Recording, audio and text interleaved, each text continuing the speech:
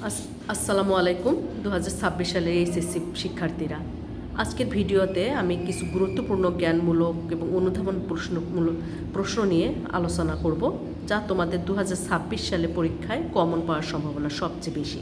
আজকে আমি পঞ্চম অধ্যায় সামাজিক প্রতিষ্ঠানের এই অধ্যায়ের জ্ঞানমূলক এবং অনুধাবনমূলক কোশ্চেনগুলো নিয়ে হাজির হয়েছি। তো প্রথমেই দেখো, প্রতিষ্ঠান কি?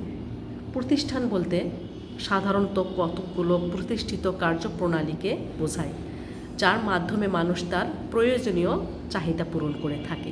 বিবাহ কি? স্বামী স্ত্রীর মধ্যে বৈধ যৌনাচার, সন্তান উৎপাদন ও লালন পালনের জন্য ধর্মের অনুমোদন ও আইনের সমর্থনে যে চুক্তি হয় সেটি হচ্ছে বিবাহ। বহুবিবাহ কি? এক ব্যক্তির একাধিক বিবাহ করার রীতিকে বহুবিবাহ বলে।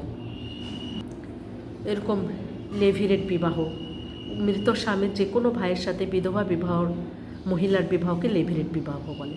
আর সরোরেট বিবাহ হচ্ছে মৃত স্ত্রীর বোনকে বিবাহ করার রীতিকে সরোরেট বিবাহ বলে। অন্তর্বিবাহ, নিজ গোষ্ঠীর তথা গোত্রের মধ্য থেকে পাত্রপাত্রী নির্বাচন বাধ্যতামূলক হলে সেটি হলো অন্তর্বিবাহ। ক্রস কাজিন বিবাহ, ফুফাতো ও মামাতো ভাই বোনের মধ্যে বিবাহকে ক্রস কাজিন বিবাহ বলে। ওরকম প্যারালাল কাজিন, যেখানে চাচাতো এবং খালাতো ভাই বোনের বিবাহ। অনুলোম বিবাহ বলতে কী বোঝো? যখন উচ্চ বংশজাত পাত্রের সাথে অপেক্ষাকৃত নিম্ন শ্রেণীর কন্যার বিবাহ হয় তখন তাকে অনুলোম বিবাহ বলে। পরিবার কাকে বলে? পরিবার হলো সন্তানাদি সহ অথবা সন্তানাদি ছাড়া স্বামী স্ত্রীর কম বেশি একটি স্থায়ী সংস্থা, যেখানে স্বামী স্ত্রী একত্রে বসবাস করতে পারে, সেখানে সন্তান থাকতেও পারে আবার নাও থাকতে পারে, তাকে আমরা পরিবার বলবো। অ্যানশিয়েন্ট সোসাইটি বইটি কার লেখা? এই গ্রন্থটি কার? এই গ্রন্থটি হচ্ছে লুইস হেনরি মর্গানের। যৌথ পরিবার কাকে বলে? যৌথ পরিবার হলো এমন পরিবার যেখানে পরিবারের কর্তার সাথে এক বা একাধিক ভাই এবং তাদের সন্তান, সন্ততি ও নিকটাত্মীয় বসবাস করে, সেটা হচ্ছে যৌথ পরিবার। একটি শিশুর সামাজিকীকরণের প্রধান মাধ্যম কোনটি? পরিবার। জ্ঞাতি সম্পর্ক কাকে বলে? সকল প্রকার আত্মীয়তার সম্পর্কই হলো জ্ঞাতি সম্পর্ক। শ্বশুর শাশুড়ি কোন ধরনের জ্ঞাতি সম্পর্ক? শ্বশুর শাশুড়ি হচ্ছে বৈবাহিক বন্ধনের জ্ঞাতি সম্পর্ক। জৈবিক জ্ঞাতি সম্পর্ক কী? বা রক্ত সম্পর্কিত জ্ঞাতি সম্পর্ক এবং জৈবিক জ্ঞাতি সম্পর্ক একই কথা। রক্তের সম্পর্কের মাধ্যমে যে জ্ঞাতি সম্পর্ক সৃষ্টি হয় তাকে জৈবিক জ্ঞাতি সম্পর্ক বলে। উদাহরণ চাচা, মামা, খালা ইত্যাদি। এই ছিল এই চ্যাপ্টারের জ্ঞানমূলক গুরুত্বপূর্ণ কোশ্চেনগুলো। অনুধাবনমূলক প্রশ্নে আসো যে পরিবার হলো একটি সার্বজনীন প্রতিষ্ঠান। এটা আমরা গত চ্যাপ্টারে বলতে চতুর্থ অধ্যায়ে আলোচনা করেছি। বিবাহ একটি প্রতিষ্ঠান, ব্যাখ্যা করো। এটা আমি একটু বুঝিয়ে বলছি। বিবাহ একটি প্রতিষ্ঠান কারণ সামাজিকভাবে বিবাহের মাধ্যমে নারী পুরুষ পারিবারিক জীবনে প্রবেশ করে এবং সমাজ স্বীকৃতভাবে সন্তান জন্মদান করে, লালন পালন করে এবং পারিবারিক প্রতিষ্ঠানগুলোর মধ্যে বিবাহ হলো সর্বাধিক গুরুত্বপূর্ণ প্রতিষ্ঠান। সামাজিক নানা রীতিনীতি, ধর্ম, আচার আচরণের পর নারী পুরুষ এ সম্পর্ক স্থাপন করে এবং রক্ষা করে, এজন্য বিবাহ একটি প্রতিষ্ঠান। বিবাহ একটি সামাজিক চুক্তি, ব্যাখ্যা করো। বিবাহ একটি সামাজিক চুক্তি কারণ হচ্ছে বিবাহ একটা সামাজিক প্রতিষ্ঠানের মাধ্যমে বিভিন্ন আচার অনুষ্ঠান রয়েছে, তেমনি রয়েছে আইনগত দিক। আইনগত দিক থেকে বিবাহ হচ্ছে একটি চুক্তি। যেমন মেলোনিস্কি নৃবিজ্ঞানী বলেছেন যে বিবাহ হচ্ছে একজন নারী এবং একজন পুরুষের সন্তান সন্ততি জন্মদান, লালন পালন একটি চুক্তি। ইসলাম ধর্মীয় বিবাহ হচ্ছে একটি দেওয়ানি চুক্তি, যেখানে দুটি পক্ষের থেকে প্রস্তাব করা হবে, অন্য পক্ষে তা গ্রহণ করবে এবং দু পক্ষের মাধ্যমে কিছু আইনগত অধিকার এবং দায়িত্ব থাকে। এই জন্য বিবাহ একটি সামাজিক চুক্তি। লেভিরেট বিবাহ কি তোমরা জানো? অনুলোম প্রতিলোম বিবাহ। অনুলোম হচ্ছে উচ্চ বংশের পাত্রের সাথে নিম্ন বংশের পাত্রীর বিবাহ। আবার প্রতিলোম বিবাহ হচ্ছে উচ্চ বংশের পাত্রীর সাথে নিম্ন বংশের পাত্রের যে বিবাহ, সেটা হচ্ছে অনুলোম। পিতৃতান্ত্রিক এবং মাতৃতান্ত্রিক পরিবার। পিতৃতান্ত্রিক পরিবার হচ্ছে কি, যেখানে পিতাই হচ্ছে মূল এবং পিতার অবর্তন পরিবারের হচ্ছে ভাই, বড় ভাই, পুরুষ যেখানে প্রধান সেখানে পিতৃতান্ত্রিক। আমাদের সমাজগুলো পিতৃতান্ত্রিক। আর মাতৃতান্ত্রিক পরিবার যেখানে মাতা বা হচ্ছে নারীর প্রাধান্য পায়, সেটা হচ্ছে মাতৃতান্ত্রিক পরিবার। আমরা উদাহরণ হিসেবে গারো, খাসিয়া সম্প্রদায়ের কথা বলতে পারি। পরিবারকে শিশুর প্রাথমিক বিদ্যালয় বলা হয় কেন?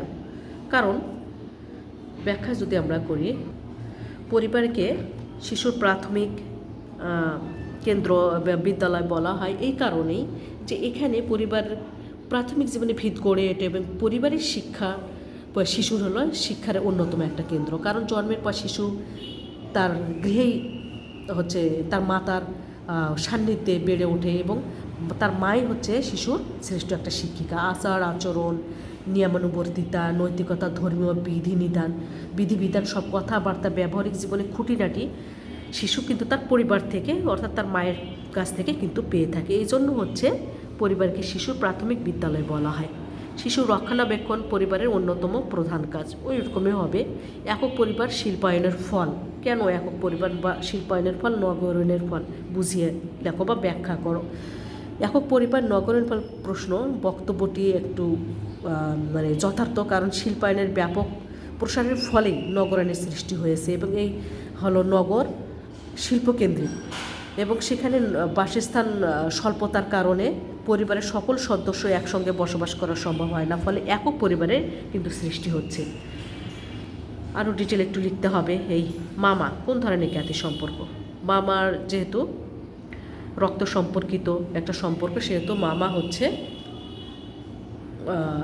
কোন ধরনের জ্ঞাতি সম্পর্ক? মামা হচ্ছে জৈবিক বা রক্ত সম্পর্কিত জ্ঞাতি সম্পর্ক। যদি বুঝিয়ে বলতে হয়, কারণ মাতৃসূত্রীয় জৈবিক জ্ঞাতি দুই ধরনের হয়, একটা মাতৃসূত্রে পিতৃসূত্রে। মাতার দিক থেকে জৈবিক বলতে নানা নানি, মামা মামি, খালা খালু এবং তাদের পরিবারের ব্যক্তিবর্গের সাথে সম্পর্ক বোঝায়।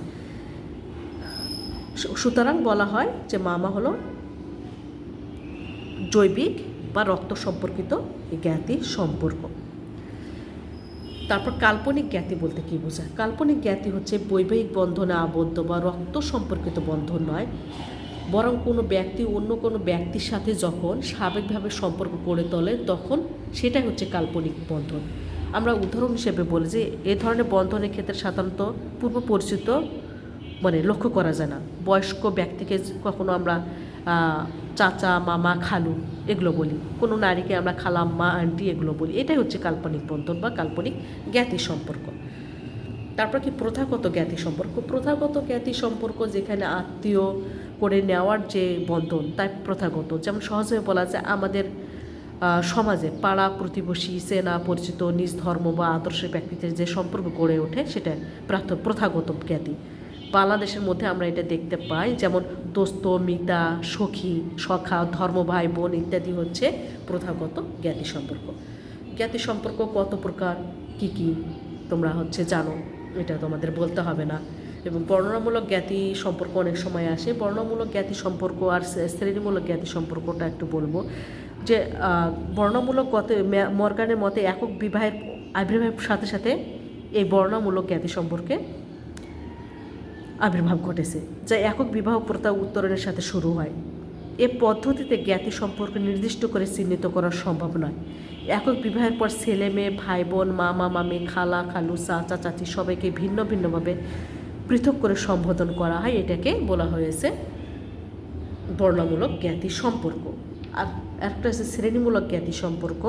এখানে যে আমরা বিবাহ ভিত্তিক পরিবারের বাইরে যে আমরা নিজের ভাই এবং আমার পিতার ভাইয়ের পুত্র সবাই আমরা ভাই, আবার আমার নিজের বোন এবং আমার মায়ের কোনেরা সবাই আমার বোন, এই প্রথাকে হচ্ছে শ্রেণীমূলক জ্ঞাতি সম্পর্ক হিসেবে ধরা হয়। এই গেল আমাদের অনুধাবনমূলক প্রশ্ন। তো শিক্ষার্থীরা, তোমাদের যদি এরপরেও কোনো কোয়েশ্চেন থেকে থাকে, জানার থাকে, তাহলে কমেন্ট বক্সে কমেন্ট করে আমাকে জানাবে। তা আজকে এ পর্যন্ত। আমি 6ষ্ঠ অধ্যায় নিয়ে হাজির হব পরের কোনো ভিডিওতে। আজকে এই পর্যন্ত। আল্লাহ হাফেজ।